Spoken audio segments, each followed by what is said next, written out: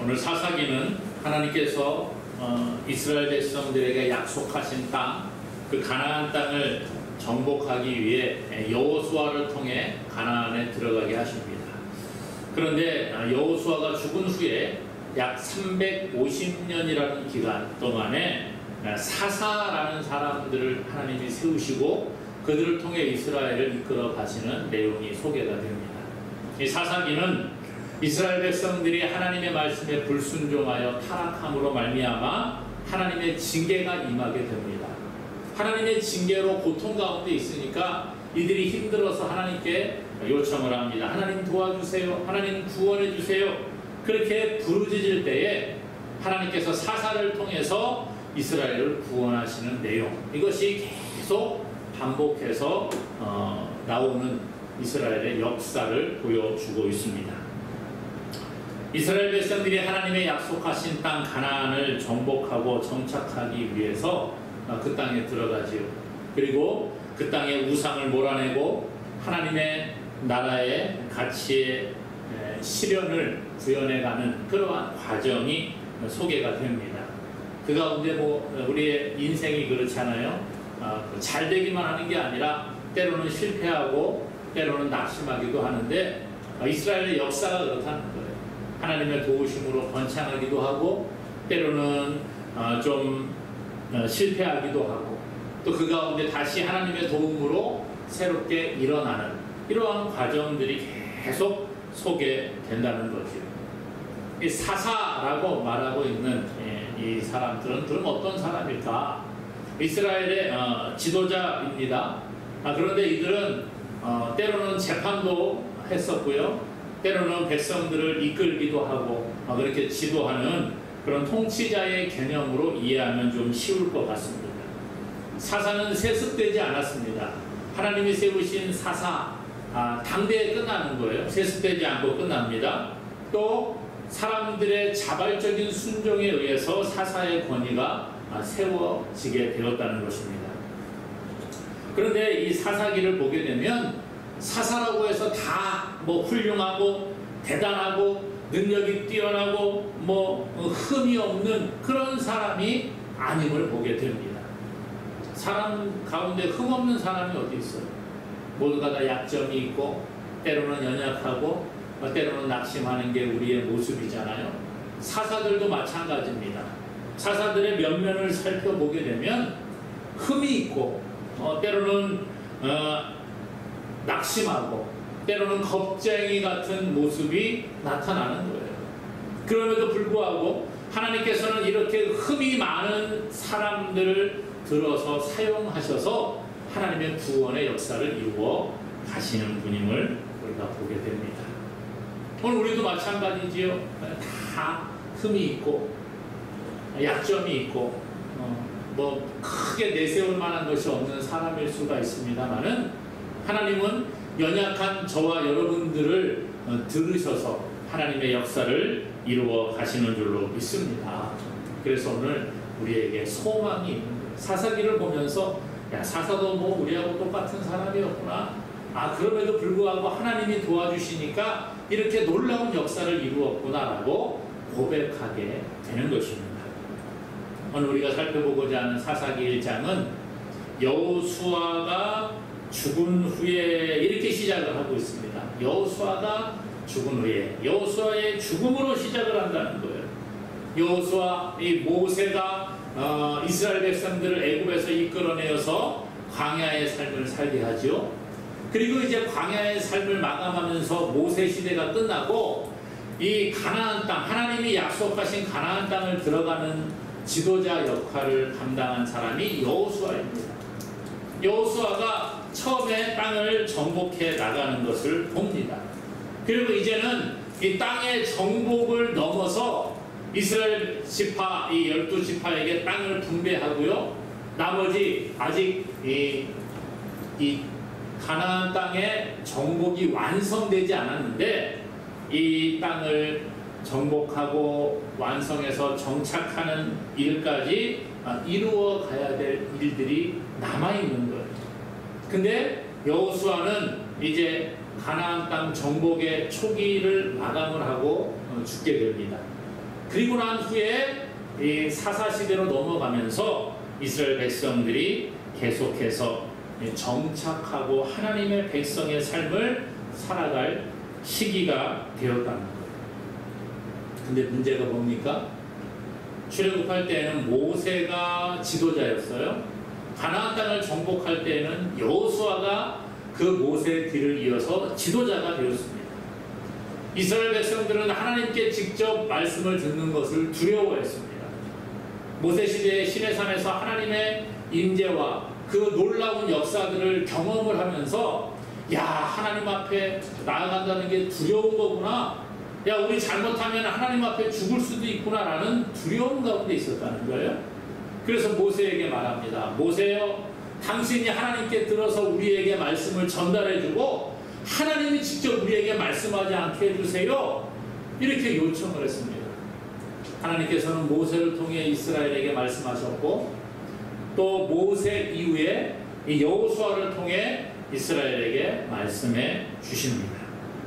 그런데 문제는 뭐냐? 오늘 말씀 1절에 보니까 여호수아가 죽은 후에 이렇게 시작해요. 여호수아가 죽은 후에. 자, 여호수아가 하나님의 말씀을 듣고 또 하나님의 말씀을 따라서 이스라엘을 인도하고 결정하는 지도자 역할을 감당했는데 여호수아가 죽었습니다. 어떻게 될까요? 누구를 의지해야 될까? 어쩌면 이들이 참 어려운 가운데 있었을 수도 있어요. 그런데 오늘 말씀에 뭐라고 하느냐? 여호수아가 죽은 후에 이스라엘 자손이 여호와께 여쭈어 이르되, 이렇게 시작을 하고 있습니다. 우리에게 어려운 일이 있을 때 여호수아에게 요청을 했어요. 여호수아, 하나님한테 좀 뜻 좀 물어봐 주세요. 우리가 지금 이런 일이 생겼는데 어떻게 하면 좋을까요? 이렇게 물어보고 답을 구하던 여호수아가 죽었습니다. 이제 의지할 대상의 하나가 또 사라진 거예요. 그런데 어떻게 하면 좋을까? 하나님을 의지해야 되는 거 알고 있습니다만은 쉽지 않은 거예요. 아까 말씀드렸죠. 하나님을 두려워했다는 거예요. 무서운 하나님, 두려운 하나님, 하나님 앞에 잘못 나아가면 죽을 수 있겠구나. 하지만 의지할 지도자가 사라졌습니다. 결국 아무리 훌륭한 지도자라고 해도 한계가 있는 거예요. 모세도 여호수아도 결국 죽음을 통해 그 시대를 마감을 하게 됩니다. 그러므로 이제 이들은 어떤 결단을 합니까? 자신들 스스로 여호와께 물어보기 시작을 했다는 거예요. 여러분, 누구에게 물어봅니까? 사람은 누구를 의지하기를 좋아합니다. 그렇죠? 그래서 이 한문 사람 인자도 보면 사람이 이렇게 한 사람을 기대고 서 있는 그런 모양으로 사람 인자가 되어져 있어요. 혼자 살아갈 수가 없다는 거예요. 누군가 의지할 대상이 필요하다는 겁니다. 그래서 사람들은 태어나면서부터 누군가를 의지하며 살아가지요. 부모님을 의지하고 자라면서 스승을 의지하기도 하고 친구를 의지하고 돈 많은 사람을 의지하기도 하고 권력자들을 의지하기도 하고 그게 우리의 인생이라는 거예요. 하지만 이렇게 부모님, 스승, 친구들, 돈 많은 사람, 권력자 이런 사람이라고 할지라도 영원히 나와 함께하는 사람은 없다는 거예요. 부모님이 나와 영원히 함께합니까? 그렇지 않습니다. 스승이, 좋은 스승이 나와 영원히 함께합니까? 아니에요. 언젠간 헤어지더라고요. 친구는 영원할 것 같지요? 아니요. 친구도 영원하지가 않다는 거예요. 돈 많은 사람, 권력자라고 해서 나와 함께 영원히 나를 뒷받침해주고 나의 방패막이가 되어줍니까? 그렇지 않다는 거예요. 오늘 그러므로 끝까지 나와 함께하는 사람은 없습니다. 모세도 생을 마감했고 여호수아도 생을 마감하고 이스라엘과 영원히 함께하지 못했다는 거예요. 그러므로 오늘 이제 우리가 의지할 대상이 누구인가를 분명히 결정해야 되는 겁니다. 이스라엘 백성들 여호수아가 죽은 후에 이제 드디어 자기들 스스로 하나님 앞에 물어보기 시작을 합니다. 1절에 그랬지요. 여호수아가 죽은 후에 이스라엘 자손이 여호와께 여쭈어 이르되 우리 가운데 누가 먼저 올라가서 가나안 족속과 싸우리이까. 여호수아가 죽은 다음에 먼저 여호와께 여쭈어 보는 거예요. 야, 안 되겠구나. 이제 우리가 하나님께 물어봐야 되겠구나. 어떤 한 사람은 지도자를 중심으로 해서 하나님께 물어보고 그 사람에게만 의지하고 있던 모습을 탈피하기 시작을 합니다. 오늘 이것이 우리에게 필요하다는 거예요. 지금도 교회 다닌다고 하면서 신앙인이라고 하면서도 자기 스스로 하나님께 나아가지 못하는 사람들이 너무 많이 있습니다. 물론 누군가 도움이 필요할 때가 있지요. 그런데 때로는 하나님께 우리가 직접 나아가야 될 때가 있어요. 그런데 그렇게 못하고 목사를 의지하고 권사님을 의지하고 장로님을 의지하고 집사님을 의지하는 사람들이 있습니다. 하나님께 기도해 주세요. 나 이런 고민이 있습니다. 목사님 기도해 주세요. 장로님 기도해 주세요. 권사님 기도해 주세요. 아이고 집사님 이제 우리 집에 이런 문제가 있는데 기도 좀 해주세요. 기도해 달라고 부탁하는 거 참 좋아요. 성경에도 함께 합력하여 기도하라고 말하고 있잖아요. 그런데 문제는 뭡니까? 목사님에게, 장로님에게, 권사님에게, 집사님에게, 누구에게 기도 부탁을 하면서 자신은 기도하지 않는다. 내 문제를 하나님께 가지고 나아가는데 나는 기도하지 않고 나 하나님한테 기도하는 것도 무섭고요. 하나님 내가 하나님께 기도해도 응답 안 하실 것 같아요. 목사님이 대신 좀 해주세요. 이렇게 말하는 사람이 있다는 거예요. 이거 옳지 않습니다. 물론 기도 부탁하는 거 좋은데 기도 부탁을 하고 난 다음에 자신도 기도해야 되는 거예요. 내가 먼저 하나님께 나아가서 하나님께 알고 또 다른 사람에게도 기도 부탁을 하는 것, 이것이 하나님이 더 기뻐하시는 모습이라 그렇게 말할 수 있습니다. 우리가 기도하면 하나님은 반드시 우리에게 응답하시는 줄로 믿습니다. 마태복음 7장 7절에 예수님 말씀하세요. 구하라 그리하면 너희에게 주실 것이요 찾으라 그리하면 찾아낼 것이요 문을 두드리라 그리하면 너희에게 열릴 것이니 그렇게 말합니다. 구하라 그리하면 너희에게 주실 것이다. 이게 예수님의 말씀이에요. 그러므로 오늘 우리가 하나님께 구하라는 거예요. 야고보서 1장 5절에 말합니다. 너희 중에 누구든지 지혜가 부족하거든 모든 사람에게 호의 주시고 꾸짖지 아니하시는 하나님께 구하라 그리하면 주시리라. 지혜도 부족하면 하나님께 기도하라는 거예요. 구하라 그리하면 주시리라. 이게 하나님의 말씀이라는 거예요. 오늘 우리가 하나님께 구해야 됩니다. 하나님께 기도하는 자가 되어야 합니다. 다른 사람에게 자꾸 물어보고 누구 기도 많이 한다는 사람에게 물어보고 뭐 무슨 예언을 한다는 사람을 찾아다니고 그거 소용없습니다. 알면 얼마나 알겠어요. 사람이 그렇잖아요. 세상이 점점 혼탁해져 가면서 소위 말하는 이 가짜 뉴스가 판을 치고 있습니다. 교묘한 거짓말로 사람을 속이고 판단을 흐려놓습니다. 이것은 사기꾼만 그러는 게 아니에요. 요즘 보니까 국회의원이고 누구고 하여튼 권력 가진 사람이고 정치 경쟁 할 것 없이 거짓말을 많이 하더라고요. 가짜 뉴스를 퍼뜨리고 사람들을 미혹하는 것 볼 수가 있지요. 그러므로 오늘 우리가 분별력이 있어야 되는 거예요. 무엇이 진짜고 무엇이 가짜인지 분별하기 쉽지 않은 혼란의 시대를 살고 있습니다. 과연 누구 말을 믿어야 될까요? 저 사람 말도 못 믿겠고 이 사람 말도 못 믿겠고 정말 믿을 사람이 없습니다. 그렇지 않나요? 누구를 믿어야 될까요? 오늘 사람은 완벽하지가 않습니다.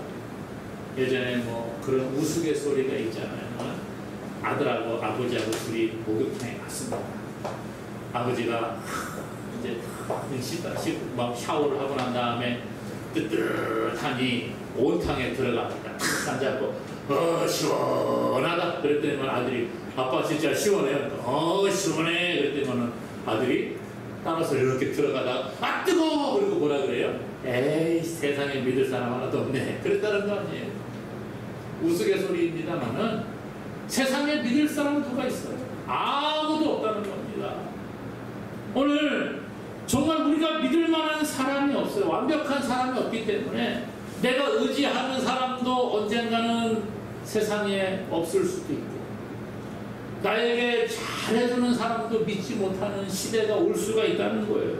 하지만 성경이 말합니다. 하나님은 우리와 영원히 함께 하시고 하나님은 거짓이 없는 하나님이시고 하나님께서는 우리에게 가장 좋은 것을 주시는 분인 줄로 믿으시기를 바랍니다.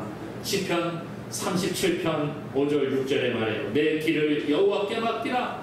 그를 의지하면 그가 이루시고 내 의를 빛같이 나타내시며 내 공의를 정오의 빛같이 하시리로다. 그랬어요. 여호와께 너의 길을 맡겨라. 그가 이루실 것이다.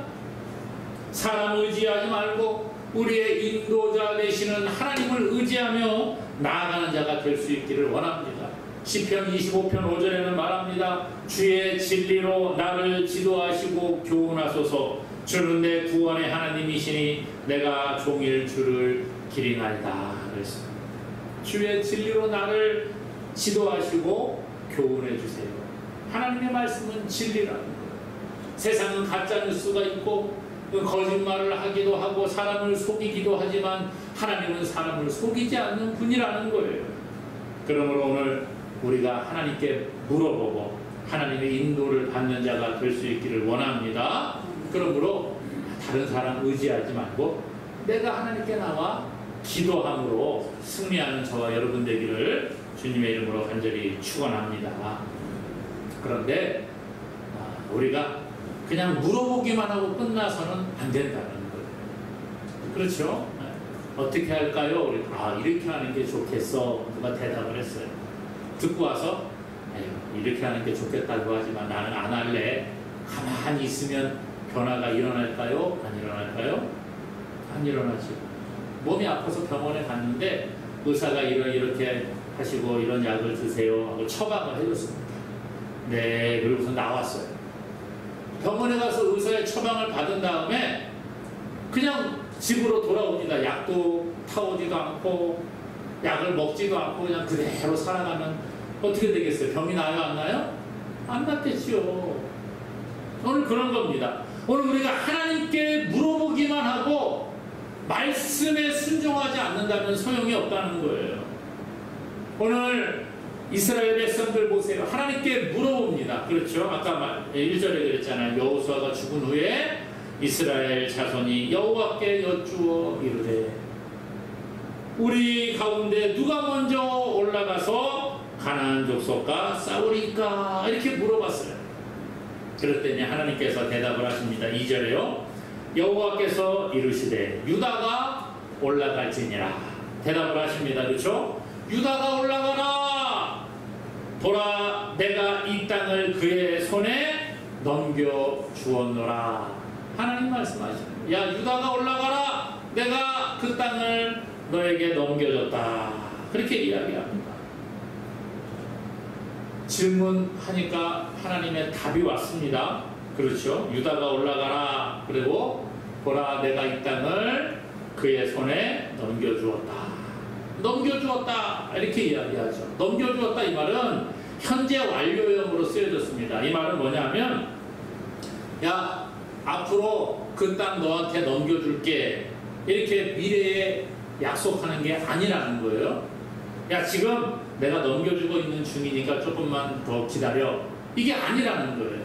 현재 완료형이라고 하는 것은 넘겨주었다 이 말은 이미 너희에게 주었다는 거예요. 이미 완성이 되었다는 거예요. 이미 너한테 주었어. 너한테 이미 등기를 이전해놨어. 그런 이야기예요. 그렇기 때문에 오늘 아직 전쟁하지 않았습니다. 그렇죠? 누가 먼저 올라가서 전쟁을 하면 좋겠습니까? 물어보는 거예요. 그랬더니 하나님이 야 유다가 올라가라. 이미 그 땅 너한테 주었어. 그렇게 말씀하시는 거예요. 아직 전쟁 시작도 안 했는데 이미 전쟁에 이겼다는 거예요. 그리고 그 땅을 이미 너희들이 가질 것이라 가졌다라고 확답을 해주고 계신다는 겁니다. 하나님께서 약속하신 겁니다. 그러므로 그 다음에 할 일은 뭐예요? 하나님 이미 주셨어. 그러니까 말씀대로 그냥 가면 되는 거예요. 야, 이미 내가 거기 너한테 주기로 약속하고 예약해놨으니까 그냥 가면 돼. 그런 개념이죠. 그러면 어떻게 해야 돼요? 가기만 하면 되는 겁니다. 그렇죠? 내가 어떤 곳에 식당에 예약을 해놓고 돈을 다 이미 지불했어요. 그러면 가서 먹기만 하면 되는 거예요. 근데 그거 믿어요? 안 믿어져요? 믿어져야지 가는 거예요. 믿고 갈 때 그것을 먹을 수가 있는 거예요. 이게 바로 현재 완료형의 의미입니다. 그러므로 야, 유다야 올라가라. 내가 그 땅을 이 땅을 그의 손에 넘겨주었다. 이 말은 너 올라가면 이미 승리가 준비되어져 있으니까 그런 줄 알아. 그렇게 말씀하신다는 거예요. 그러니까 우리 할 일은 뭐예요? 순종하고 올라가야 되는 거예요. 순종하고 나아가서 그 땅을 차지하면 되는 겁니다. 순종이 없이는 승리가 없습니다. 순종이 없이는 결코 하나님의 능력을 경험하지 못한다는 거예요. 오늘 말씀해 보니까 유다가 올라가라 그랬더니 유다가 올라갑니다. 4절에 보니까요. 유다가 올라가매 여호와께서 가나안 족속과 브리스 족속을 그들의 손에 넘겨주시니 그들이 베색에서 10,000명을 죽이고 이렇게 말합니다.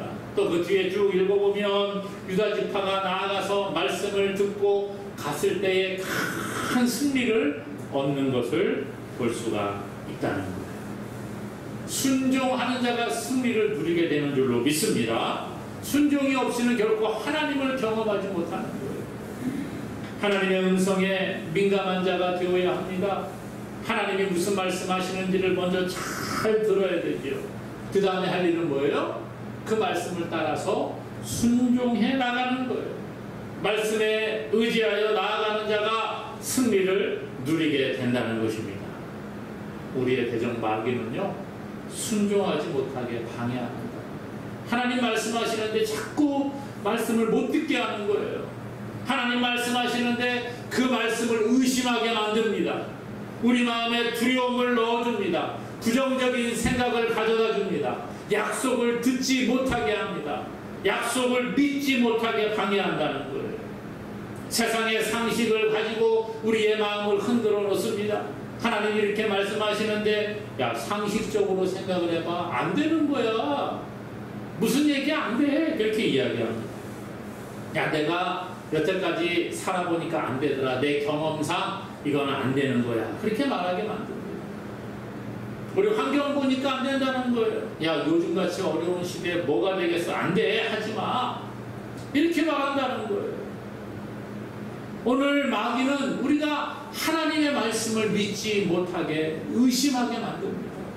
불순종하게 만듭니다. 두려움을 넣어주는 거예요. 환경이 이래서, 내 경험상 이래서, 상식적으로 되지가 않으니까 하나님 말씀하셨지만 안 될 거야.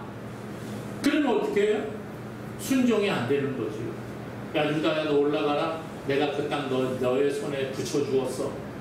아이, 무슨 소리예요? 얼마나 걔네들이 무서운 애들인데, 이거 거인족인데, 걔네들 얼마나 싸움을 잘하는데, 저 산 위에 아주 그렇게 요새를 만들어 놓고 있는데 어떻게 우리가 이기겠어요? 이런 생각 가지면 못 가는 거예요. 오늘 마귀는 우리에게 그런 마음을 넣어줍니다. 하지만 하나님은 약속하신 것을 반드시 지키시는 분인 줄로 믿습니다. 사람은 약속한 것 못 지킬 때가 있어요. 거짓말할 때가 있습니다. 그러나 하나님은 거짓이 없는 분인 줄로 믿으시기를 바랍니다. 그래서 예수를 나의 구주로 고백한 자들에게 영생을 약속하셨죠. 구원을 약속하셨죠. 이게 하나님의 약속이에요.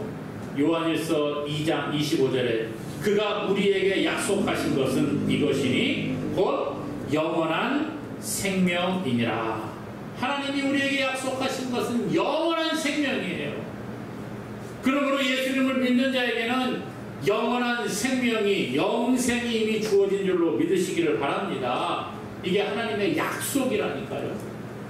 또한 우리가 세상을 살아가면서 영적인 전쟁을 치르게 되는데 영적인 전쟁에서도 이미 우리가 승리가 보장되어진 줄로 믿으시기를 바랍니다.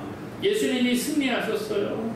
그러므로 오늘 우리도 승리하게 된다는 거예요. 예수님께서 죄와 죽음의 권세를 이기시고 승리하셨기에 예수 그리스도의 권세를 믿고 나아가는 자에게 승리가 보장되어져 있습니다. 때로는 전쟁하다 보면 어려움이 찾아오기도 합니다. 힘들기도 합니다. 적군이 더 막 우리를 공격해 오는 것 같습니다. 두려워할 수도 있어요. 그러나 아니요. 잠시 어려움이 있어도 최후 승리는 누가 해요? 우리가 하는 거예요. 하나님의 백성이 하는 거예요. 이제 중국에서 아시안 게임이 시작이 되죠. 아시안 게임 시작이 되는데 지난주에 제가 축구 아시안 게임 축구 대표팀 축구하는 거를 잠깐 봤습니다. 화요일 날 쿠웨이트와 경기에서 9대 0으로 이겼더라고요. 목요일 날에는 태국과 경기를 해서 4대 0으로 이겼습니다.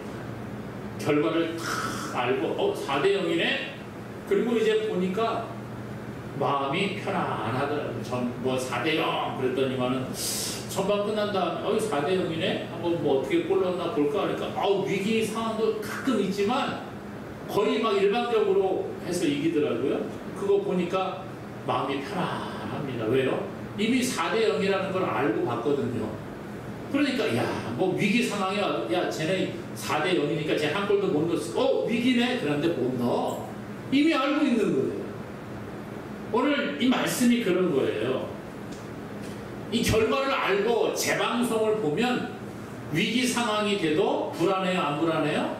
안 불안하죠. 오늘 하나님 그러시는 거예요. 유다가 올라가라. 이미 이 땅을 너의 손에 붙여주었다. 이것은 이미 너에게 승리를 주었다. 아까 말씀드렸잖아요. 어떤 식당에 이미 내가 예약을 해놓고 돈도 다 냈어. 그러면 가서 먹기만 하면 되는 겁니다. 오늘 그거 이야기하는 거예요. 하나님 우리에게 승리를 이미 주셨다고 약속을 하셨어요. 그러므로 우리가 마귀와의 전쟁에서도 이겨요, 져요? 이기는 거예요. 이미 약속 받았다니까요. 이미 승리가 결정되어졌어요. 그러니까 나가면 100% 이기게 되어져 있어요. 근데 우리는 뭐예요? 저희 마귀가 등치가 큰데, 마귀 무서운데, 나 질 것 같아. 자꾸 두려움 가운데 있으니까 순종을 안 하는 거예요. 가면 이기는데 안 가니까 이기지 못하고 있는 거예요. 사랑하는 여러분, 하나님의 말씀을 믿고 순종하는 자가 되기를 원합니다. 순종이 쉽지가 않아요. 하나님은 분명히 우리에게 승리를 약속하셨지만 안 믿어진다니까요. 진짜 그럴까? 혹시 하나님 거짓말하는 거 아닐까? 이 생각이 들으니까 안 돼요. 그러나 믿음이라고 하는 것은요, 하나님의 말씀을 의심하지 않는 것입니다. 그리고 그 말씀을 아무리 어려워도 따르는 거예요. 이게 바로 순종이에요. 그럴 때 우리에게 승리가 주어지는 겁니다. 그러므로 하나님을 의지하고 먼저 하나님께 물어보는 기도하는 사람 되기를 원합니다. 그리고 하나님의 말씀을 잘 듣고 힘들어도 순종하고 어렵고 괴로운 일이 있어도 순종하며 나아가서 하나님이 예비하신 승리의 복을 누리는 저와 여러분 되기를 주님의 이름으로 간절히 축원합니다.